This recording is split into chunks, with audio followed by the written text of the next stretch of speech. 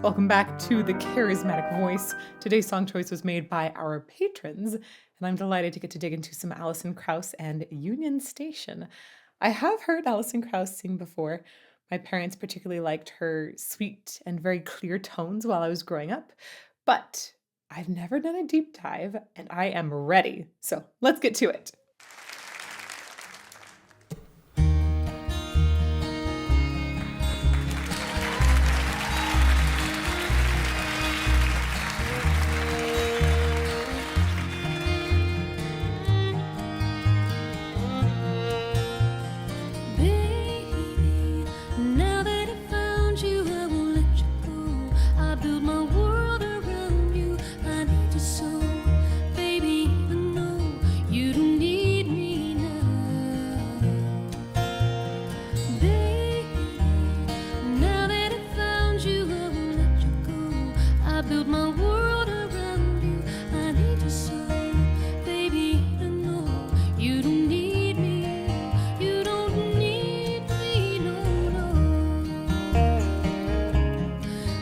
Wow, her voice is just some sort of perfection.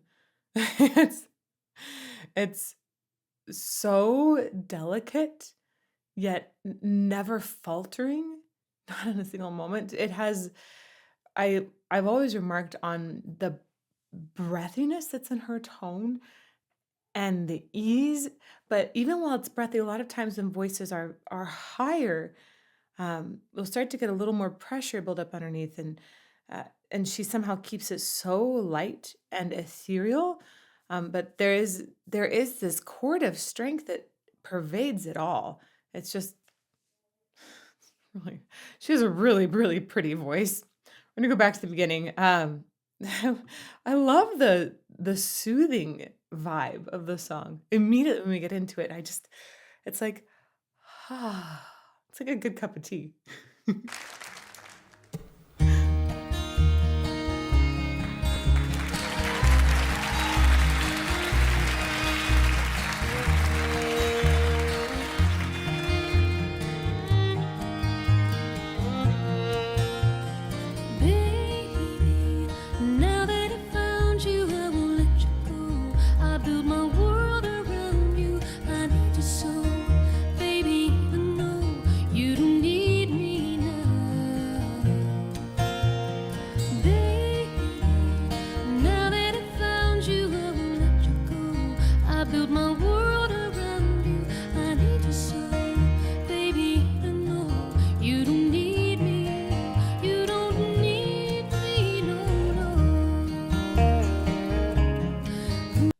I love the silvery thread that is consistent in her voice. There are even moments where it almost seems to drop all pitch, but you still hear it in there somehow. Right. Uh, she has been doing music her entire life. Right. I think, gosh, she signed a record contract. I remember hearing this, that she signed a record contract when she was so young. It was like 14 or 16. She was just a kid. And I know that she started out playing fiddle when she was itty bitty, which she still obviously is playing here. Well, side note, fiddle and violin are the same thing, mostly. They're the same instrument almost all the time. Every now and then, a fiddle will essentially be a violin that has the bridge slightly flattened. And that's just to help with the playing style. When we talk about playing style, violin is very classical usually, and fiddle has a lot more improvisation. So if we talk about somebody playing the fiddle, really they're probably playing the same instrument, but they're just playing it with a different style. And fiddling is really incredible. Violining is incredible too. I'm gonna go back just a little bit and let it continue to play. I'm loving this. I need you so, baby, I know you don't need me. You don't need me, no.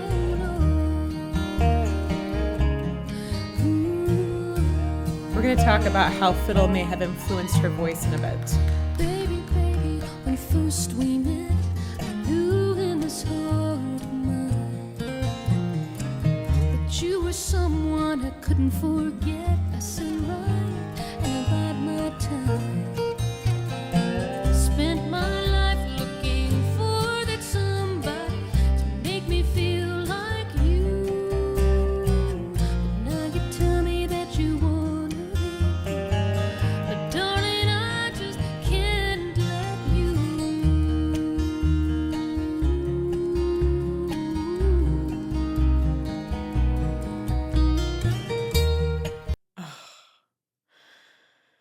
There's just there's absolutely nothing you can pick out in her voice and say is bad.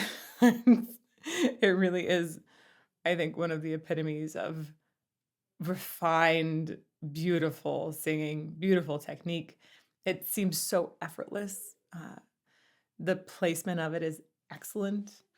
You can hear every single word, and her breath control is flawless. It's just really, really excellent singing.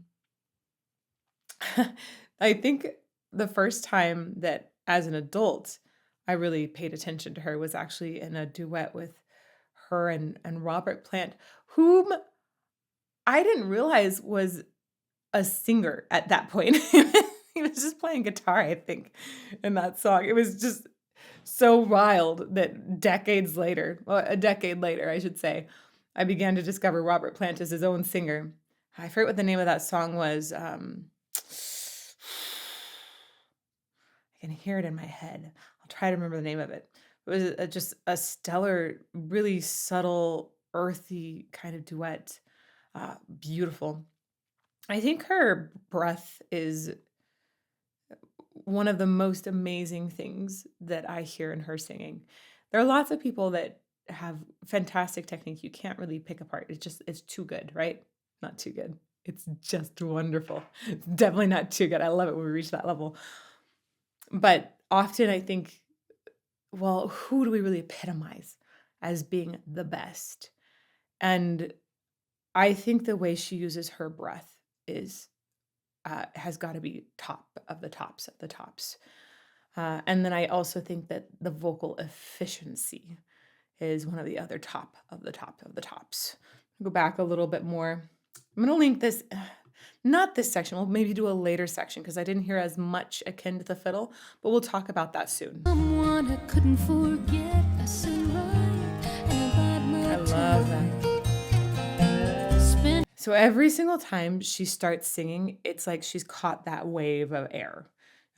You breathe in, and then you start singing immediately as the wave starts to come out.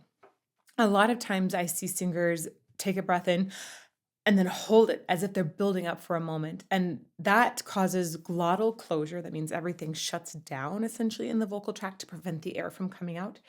And reopening it is another fairly large gesture to make in the vocal tract. It can interfere with the purity of the sound. She takes that breath in, leaves it open, just goes straight out with the flow of air and starts singing on it right away. She catches the wave perfectly.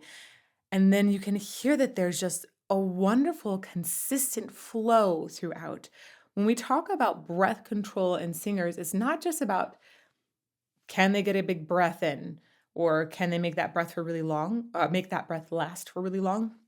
It's about consistency of the air and the right amount of air pressure to support the various pitches that the singer is attempting. One more time. Oh, that was actually a beautiful example of a nice catch.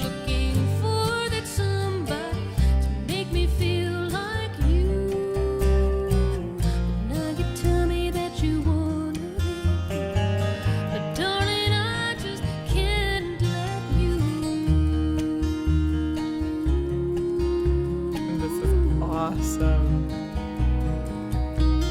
The other thing that really adds to breath for a singer is the efficiency of the vocal folds coming together. When you have a lot of breath in the tone, sometimes we're getting essentially air leakage. I don't think that's the case for Alison Krauss. Like there is extra air that's coming by to give a breathy tone, which she actually can condense. And she did so in this last section, had a lot less air fluffiness coming in the tone. But when she has breathiness in her tone, it's delicate. It's never so much that she's losing control of her breath. There's a really fine balance to tread. Additionally, when I think about vocal fold efficiency, I'm talking about that moment when the vocal folds come together and they go wacka, wacka, wacka. That creates a pitch if it's repetitively doing that. If it's 440 times per second, that's concert A, which is the note that violins or fiddles tune to in an orchestra. And when those vocal folds are coming together that many times per second, you want them to come together with the right amount of closure and not too much banging together. If they really just go smack, uh, first of all, doing that a lot of times really, really quickly can lead to various vocal uh, vocal injuries, which is essentially like if you were to take your hands and whack them together 440 times per second for an hour long, right? Your hands would eventually develop calluses, which is similar to what happens on the vocal folds when you have vocal nodules. So we want them to come together completely, but with enough just enough closure that it creates the complete closure, but not so much that it's really banging into each other. And you also want to make sure that it feels easy. So we're not trying to over tense to create this sound. So we're looking for essentially maximum ease in creating this sound. It's a really hard balance to find. However, she absolutely has it. And because of that, it actually makes her air go a lot further. In this last section, there are a ton of catch breaths, really quick catch breaths, where she'll just do a quick look and then go straight back in. And it's pretty quiet too, which is also a good sign. That means she's getting a nice amount of air all of a sudden down really low in her system, and she's not using it badly. The vocal fold efficiency is maximized so that her air control is also maximized. You were someone I couldn't forget. I said right, and I love that slide. Such a nice spent my top. life looking for that somebody. Notice the way she drops the airiness in the tone right here Now you tell me that you wanna be. and added a little bit back in. I just can't let you. She also is extremely still in a lot of other external places, again, speaking to efficiency.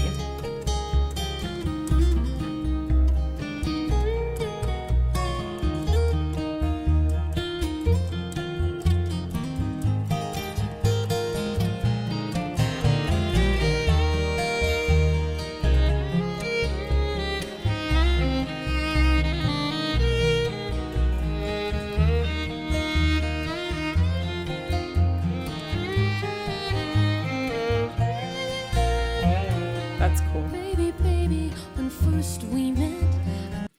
Let's talk a little bit about how a fiddle or a violin could relate to her vocal styling. Of course, you have different stylings are going to promote different, not only different pitch choices, but also different ways that you phrase or lean into certain words. I think it's particularly interesting to hear her play her instrument and listen to how she does the ornamentations, like these little quick, brief notes. They're light. Her pitch is also extremely good on her instrument, which I think reflects in how she is so good with her pitch and her voice. It's very, very, very specific and accurate. But these quick little ornamentations happen in her vocal line in addition to her instrumental line, where you see these or hear these really quick notes go by, but they're delicate. It's not like she's shredding, right? It's so light. There's a lot of agility there, but it has this essentially a certain effervescence to the sound that is always present. When she is singing a line, sometimes you hear her have a little improvisation that goes outside of a melody that's established, and you'll hear her go away from it. And it's just, I think that reflects back to learning how to improvise when she was probably very, very young in order to, right? She won some fiddle competition, I think, before she even hit her teens. It's really impressive. So I think that her experience on the fiddle has greatly influenced how she sings. I'll point out some more areas of that as we go on. It's really cool. I like the way he's playing. Baby, when first we met, I knew in this heart that you were someone I couldn't forget. I said right, and I bide my time. It's so good. So make me feel consistent too. like you. But now you tell me that you wanna leave me. But darling, I just can't let you.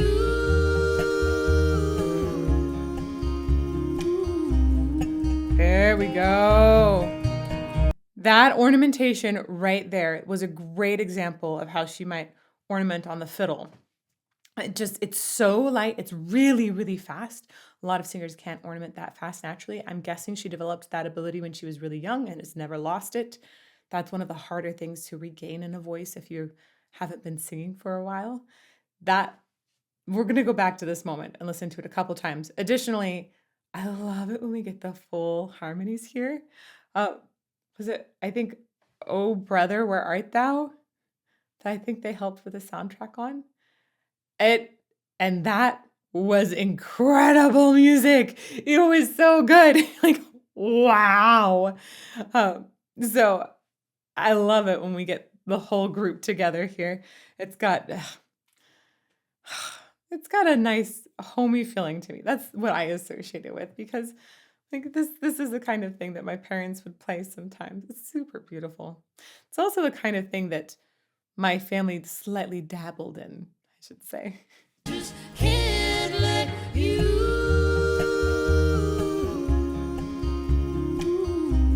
That it's so light and so easy in her voice that, trust me, people learning how to do that is so clunky. The notes are not even, meaning that they don't have a nice even spacing between them. And it does not sound that light. This is beautiful. Has like a Mariah Carey lightness, but of course in a totally different, more subtle style. Okay.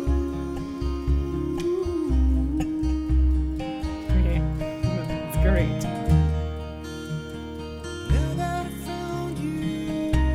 Oh, I'll nice. build my world around you. I need you so, baby. No, you don't need me now.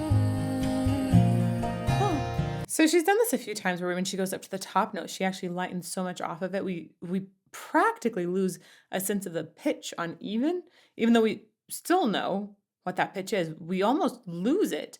And she's doing that to keep this phrasing essentially really, really even. So much even in that sentence. It keeps it much more balanced.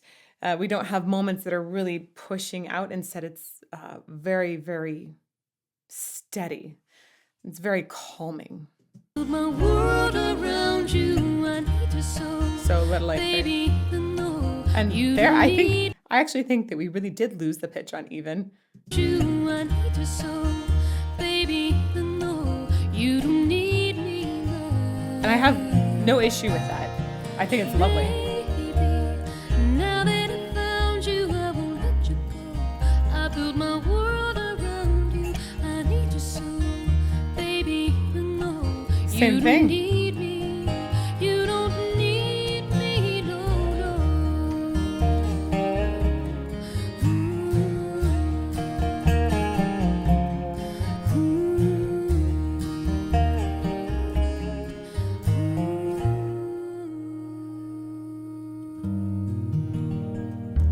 Oh, it's so lovely. Alison Krauss's voice to me is the embodiment of fresh cut grass. It's like I can almost smell this natural, earthy element of her voice, but it also is so light and it permeates everything. Almost makes you want to sneeze, right? It's beautiful. I like the idea of fresh cut grass more than a food or a beverage to compare her voice to today, but I'd love to know what you think represents her voice really well too, either in the YouTube comments or in live chat right now. And thank you, patrons, so much for this recommendation. It is soothing and glorious.